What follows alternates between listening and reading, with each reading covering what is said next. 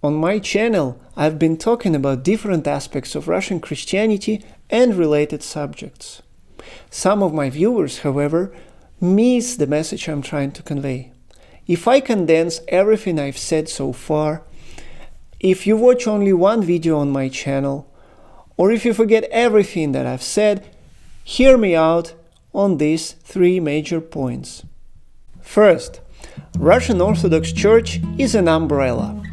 By this I mean that it is not a consolidated organization, ecclesiastical body, or even a social group.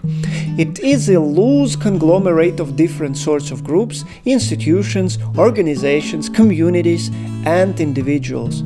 This means that whatever social, political, ideological, and even theological issue you consider, there is a huge diversity of opinions about it within the church, both in clerical circles and especially among the laymen. Take, for example, the church support for the state regime. Despite all the rhetoric by the head of the church, Patriarch Kirill, and both active and passive support of the bishops, the rest of the church, including priests, monks and nuns, and lay believers, do not always agree, support, or approve of what's going on, even to the point of open condemnation of the Patriarch. Second, if you know nothing else about Russian politics and governance, remember this.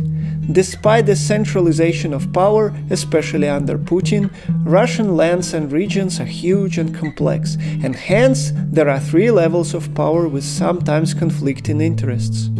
The Moscow central power is the federal level.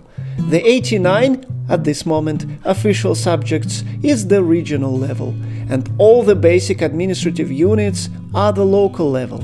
It is critically important to understand when analyzing any socio-political issue, from elections to the public ideology. Third, the name of this channel, Understanding Russian Christianity, actually makes sense.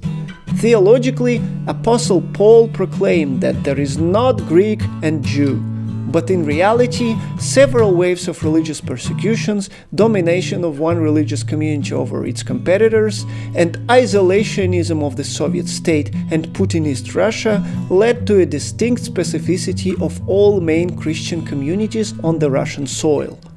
The best sociological explanation for the nature of Russian Christianity is the theory of glocalization, when a phenomenon have universal global and very specific local features at the same time.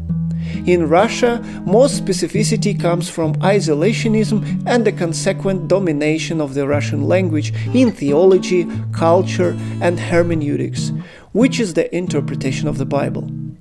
Please like the video, leave a comment, and subscribe to the channel.